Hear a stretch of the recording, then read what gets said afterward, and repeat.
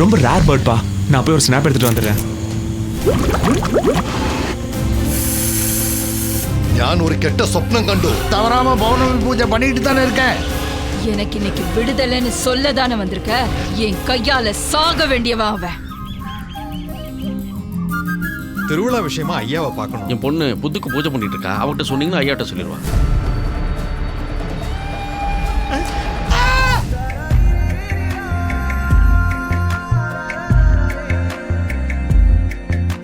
ஐயா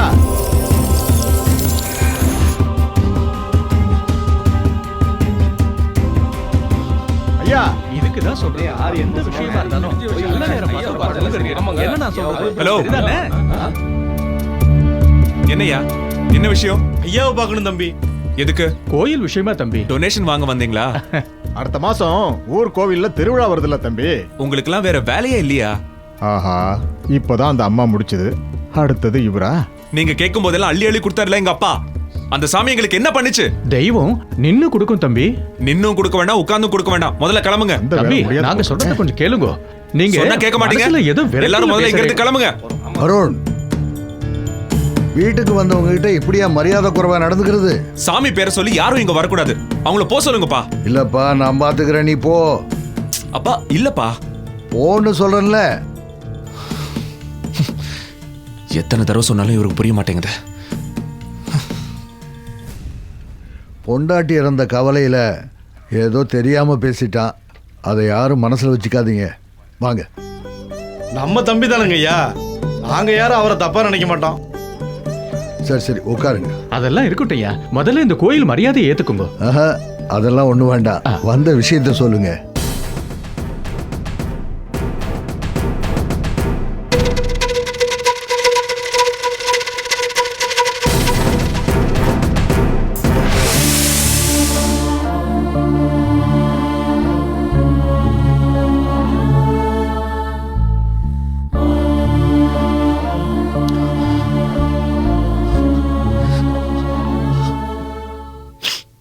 ஆமாமா, பழசாதான் போச்சு. ஆமாங்கய்யா. போன வருஷமே புதுப்பிக்கிறத பத்தி பேசணும். புதுசா தேர் செய்ய எவ்வளவு செலவாகும்? ஐயா, ஒரு 20 லட்சம் ரூபா இருந்தா முடிச்சிடலாங்க ஐயா. அப்படியா? ஆமாங்க ஐயா. பூரா பணத்தையும் நானே கொடுக்கறேன். சந்தோஷம். நீங்க தேர் செய்யறதுக்கு ஏற்பாடு பண்ணுங்க. சரிங்க ஐயா. நான் சொன்ன நெல்லியோ ஐயா கிட்ட வந்தா நல்லபடியா முடியும். தேருக்கு 20 லட்சமா? ஐயா, மொத்த பணமும் நீங்களே கொடுக்க போறீங்களா? ஏன் நீங்க மட்டும் தான் சாமி கும்பிட போறீங்களா என்ன? மத்தவங்க எல்லாம் பிரசாதம் வாங்கிட்டு போக வராங்களா? ஏமா, காப்பி கொடுத்தமா போனமான்னு இருக்கணும். எதுக்கு உனக்கு இதெல்லாம்? அப்படியெல்லாம் பேசாதீங்க. இவங்க குடும்பம் பரம்பரை பரம்பரையா எங்க குடும்பத்துல வேலை செஞ்சாலும் கங்காவை இந்த வீட்டு வேலைக்காரியா பாக்குறது இல்ல, எங்க வீட்டு பொண்ணாதான் பாக்குறோம்.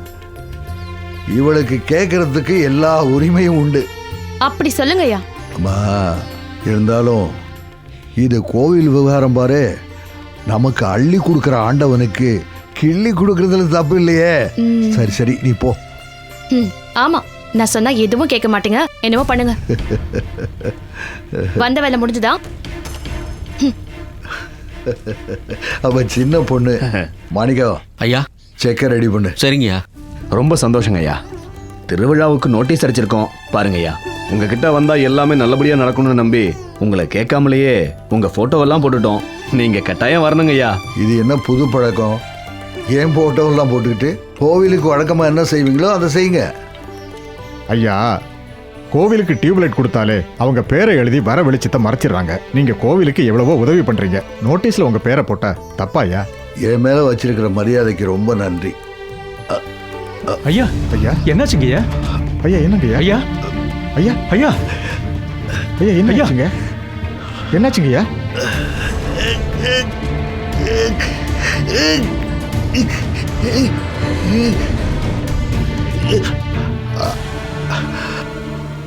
நீங்க கிளம்புங்க. ஐயா, உங்களுக்கு இன்னும் அந்த வயிற்று வலி சரியாக இல்லையா? ஆமா, பார்க்காத வைத்தியம் இல்லை, ஆனா வலி போற பாடு இல்ல. ஐயா, புத்துமண் எடுத்து தடவையில சரியாயிடும். புத்துமண்ணா? தீராத வயிற்று வலிக்கு அதான் மருந்து. நான் பாத்துக்கிறேன், நீங்க போங்க. ஐயா, அவங்க சொன்ன மாதிரி புத்துமண் எடுத்த வைத்தியம் பார்க்கலாமா? நல்லா ஒன்று வேண்டாம், நீ போய் செக்க ரெடி பண்ணு. சரி சரிங்கய்யா.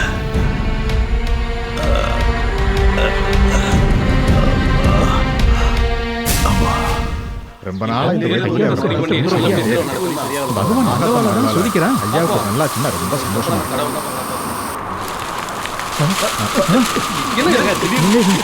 என்னது இப்படி காத்தடிக்குது?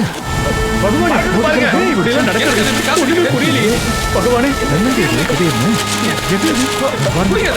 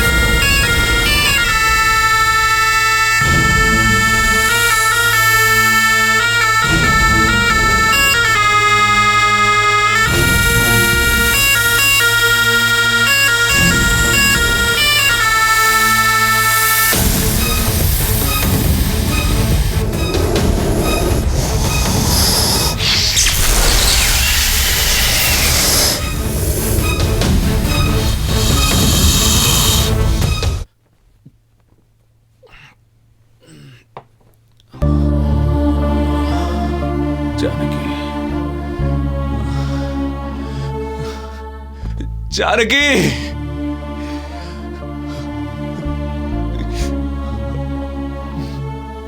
ஐயோ என்ன தம்பி இன்னைக்கு வழக்கம் போலவா? படு தூங்கு தம்பி, வாங்க. விடுங்கண்ணா, விடுங்க. ஜானகி நான் எவ்வளவு லவ் பண்ணேன்னு உங்களுக்கு தெரியாது. நான் அவ மேல உயிரியே வச்சிருந்தேன். எனக்கு தெரியும் தம்பி. ஜானகிமா போனதுல இருந்து ஏன் தம்பி இப்படி நடந்துகிட்டு இருக்கீங்க? வந்து படுத்து தூங்க. வாங்க தம்பி, வாங்க. எந்திரிங்க, எந்திரிக்க தம்பி.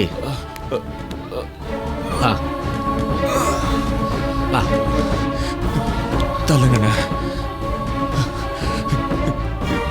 ஜானகி, என்னை விட்டு போயிட்டியே.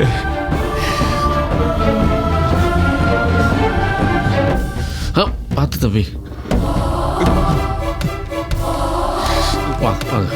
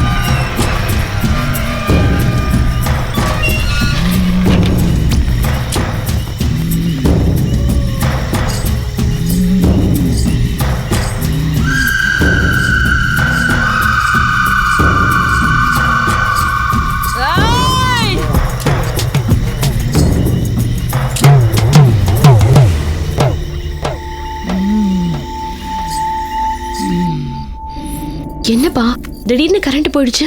என்னன்னு தெரியலம்மா, ஜெனரேட்டர் கூட வேலை செய்ய மாட்டேங்குது. ஐயா முடிச்சுக்குவாரே. சரி ஒன்று பண்ணு, இது எல்லா ரூம்லையும் வச்சிரு. நான் பாத்துக்கிறேன். நீங்க ஜெனரேட்டர் ரிப்பேர் பண்ணுங்க. சரிம்மா, பார்க்குறேன்.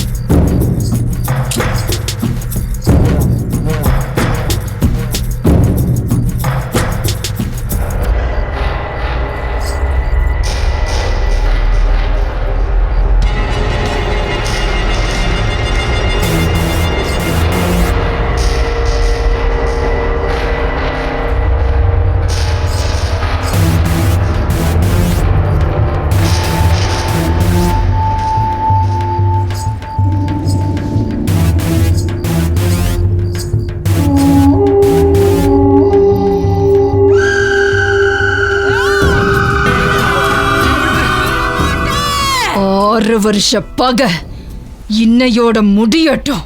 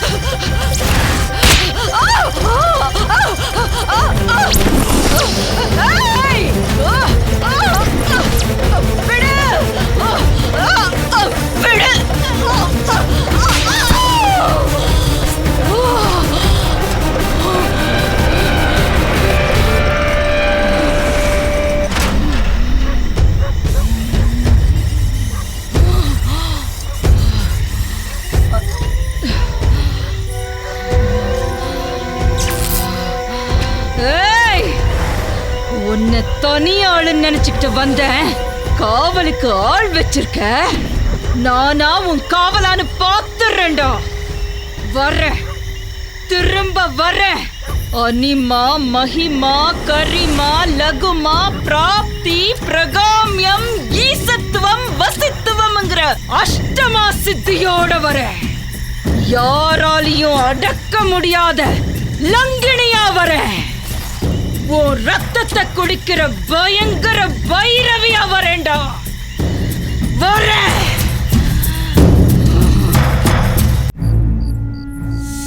ஐயோ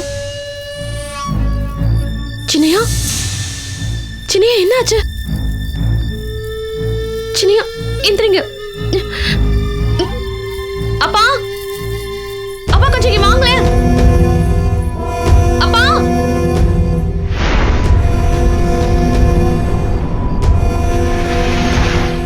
ஐயா சீக்கிரம் ஐயா, நீங்களே பாருங்கப்பா. ஐயா எந்திரிக்கியா? சின்னையா ஏய் அருண், என்ன வச்சுக்கியா? இருங்கயா, ஏய் தண்ணி எடுத்துட்டு வரேன். என்னாச்சு?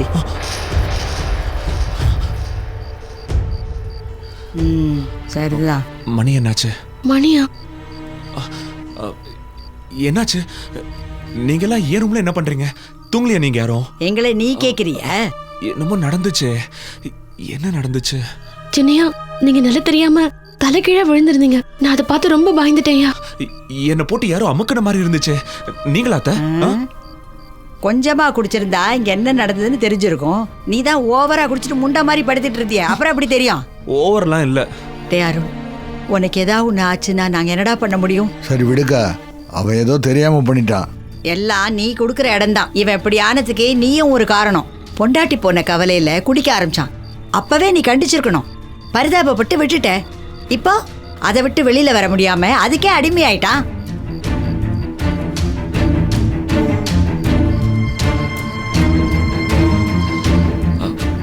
அத்த, கண்டிக்கிற அளவுக்குலாம் நான் போல. எப்பயும் போல லிமிட்டா தான் நான் குடிச்சேன். எதுடா லிமிட்டு? நீ படுத்து கிடந்த லட்சணத்தை பார்த்து அவ பயந்து அலறிட்டா. அந்த அளவுக்கு போதை உன் தலைக்கேறி உன்னை போட்டு அமுக்கி இருக்கு. கரெக்ட் அத்த, அமுக்குனாங்க. யாரோ என்ன அமுக்குனாங்க. கொஞ்ச நேரத்துக்கு முன்னாடி இந்த ரூமுக்கு யாரோ வந்தாங்க. எனக்கு நல்ல ஞாபகம் இருக்கு. ஐயோ, கண்டிப்பா யாரோ வந்தாங்க. என் பேச்ச நம்புங்க. குடிகாரன் பேச்சை யார் நம்புவாங்க? ஏதாவது கனவை கட்டிட்டு உளராம பேசாம படுத்து தூங்குடா. அப்பா, ஐயோ, என்னையும் தூங்க விடாம பண்றான். ஐயா, இந்தாங்க, முதல்ல கொஞ்சம் தண்ணி குடிங்க.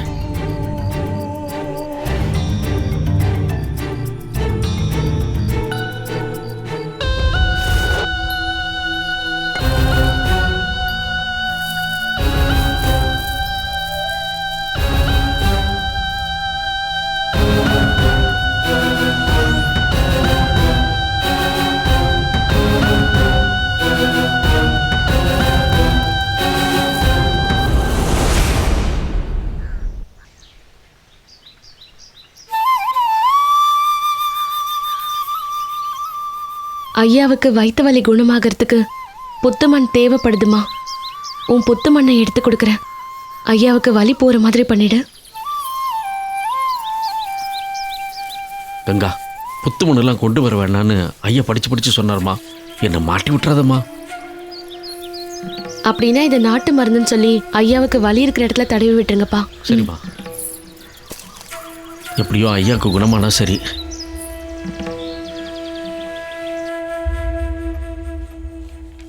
மாணிக்கம், அம்மா, இங்க வா. என்னது? ஐயா வயிற்று வலியில் துடிக்கிறார்ல, அதை குணப்படுத்த கங்கா ஒரு நாட்டு மருந்து கொடுத்து அனுப்பியிருக்காமா. நீ எல்லாம் வைத்தியம் பண்ண ஆரம்பிச்சிட்டியா? பாவம் என் தம்பி. போ போ. ஐயா, உங்க வயிற்று வலிக்கு தடவை கங்கா ஒரு நாட்டு மருந்து கொடுத்து அனுப்பியிருக்கா. நாட்டு மருந்தா? அதையும் போட்டு பார்த்துருவோமே. பாருங்க அப்படி குணமாக போகுதுன்னு.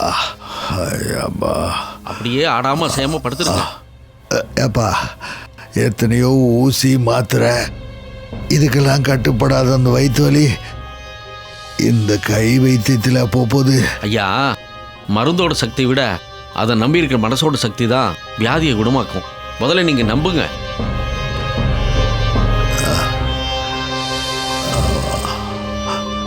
தடவை. தடவு நல்லா தடவு, இந்த பக்கம் தடவு. ஆ ஆ அப்பா. ஐயா நீங்கள் ஒன்றும் கவலைப்படாதீங்கய்யா. இதை பூசுறதுக்கு அப்புறம் உங்கள் வயிற்று வலி முழுசாக குணமாயிடுங்கிற நம்பிக்கை எனக்கு இருக்கியா? அப்படியா? நல்ல இதமா இருக்கா? அப்படியே படுத்துக்கோங்க. இன்னும் கொஞ்சம் நேரத்தில் உங்கள் வயிற்று வலி எப்படி காணாம போகுதுன்னு பாருங்க. அப்பாடா.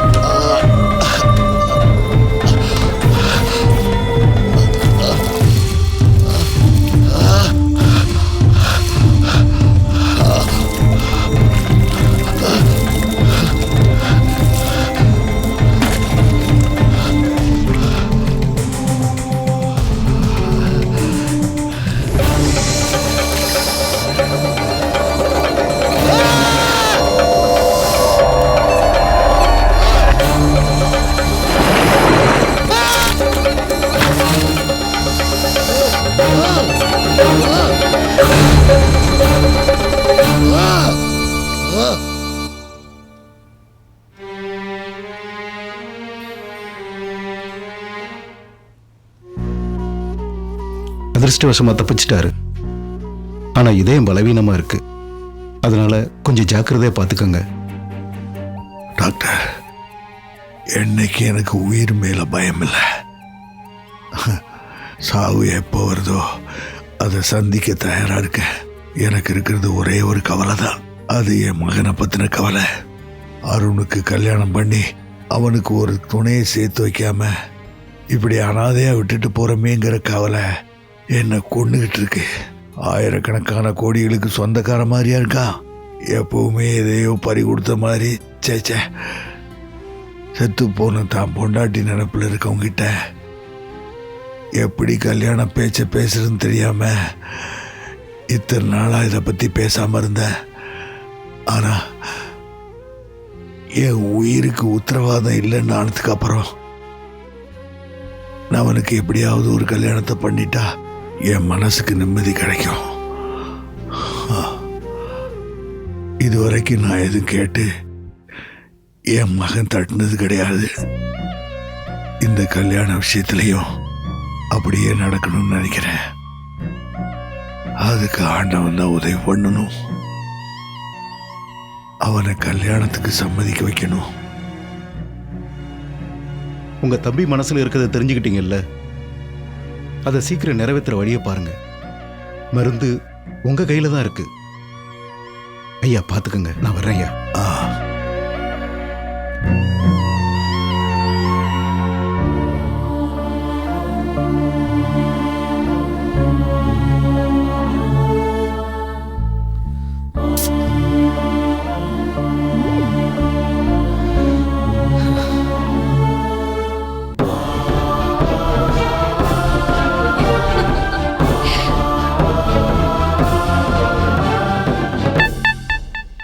அருண், அருண் இங்க பாப்பா.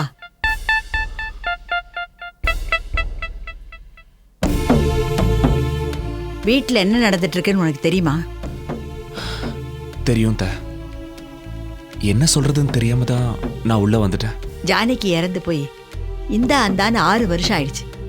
அவ கற்பனையில வாழ்ந்தது போதும். உங்க அப்பாவுக்கு ஒரு நல்ல பிள்ளையா வாழ்ந்து காட்டு. அதான் இப்ப வேணும். ஜானகி என்னால மறக்க முடியாது அத்தை. எல்லாத்துக்குமே மனசுதான்ப்பா காரணம். கிட்டத்துல வச்சு பார்த்தா மனசு அது மேலேயே தான் போகும். கொஞ்சம் தூரத்துல வச்சு பாரு, எல்லாமே சரியா போயிடும். ஜானகிக்கு என்னால துரோகம் பண்ண முடியாது அத்தை. ஜானகி அக்கா உயிரோட இருக்கும் பொழுது உங்களை கல்யாணம் பண்ணிக்க சொல்லியிருந்தா தானே அது துரோகமாகும். அவங்க தான் இப்ப இல்லையே. இது பாருங்க, ஜானகி அக்கா ரொம்ப நல்லவங்க தான். ஆனா அவங்க இல்லைன்னு ஆனதுக்கு அப்புறம் உங்க வாழ்க்கையே முடிஞ்சதுன்னு நினைச்சீங்கன்னா அது உங்க பைத்தியக்காரத்தனம். 6 வருஷமா என்ன நடக்குதுன்னு தெரியாம, எப்படி இருக்கோன்னு தெரியாம அக்கா படமா வரைஞ்சுக்கிட்டு அவங்க நினைப்பிலேயே பித்து பிடிச்ச மாதிரி இருக்கீங்க. இனி அப்படி இருக்க வேண்டாம். உங்களுக்காக இல்லைனாலும் மத்தவங்களுக்காகவாவது நீங்க இந்த கல்யாணத்துக்கு ஒத்துக்கணும். இதுக்கு அப்புறமும் நீ ஒத்துக்கலைன்னா உங்க அப்பாவோட உடம்பும் மனசும் ரொம்ப பாதிக்கும்பா. என் தம்பி உன்னை கண்ணுக்குள்ள வச்சு வளர்த்தான். அவனை அழ வச்சு பார்க்க போறியா? இல்ல அத்தை. எங்க அப்பா கண்ணுல இருந்து ஒரு சொட்டு கண்ணீர் வந்தா கூட நான் அவருக்கு மகனே இல்ல. அந்த பாசம் உனக்கு இருக்குல்ல, உடம்பு துடிக்குதுல்ல, அப்புறம் ஏன்டா பேசாம இருக்கு? வாயை திறந்து கல்யாணத்துக்கு சம்மதம் சொல்லேண்டா.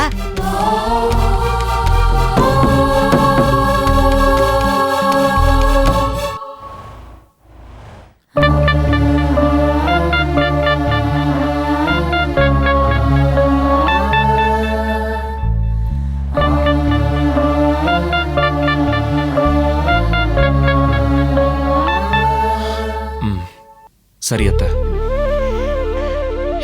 வா, இந்த சந்தோஷமான சமாச்சாரத்தை உங்க அப்பா கிட்ட வந்து சொல்லு. உனக்கு கல்யாணம்னா அவன் ரொம்ப சந்தோஷப்படுவான். வாடா வா.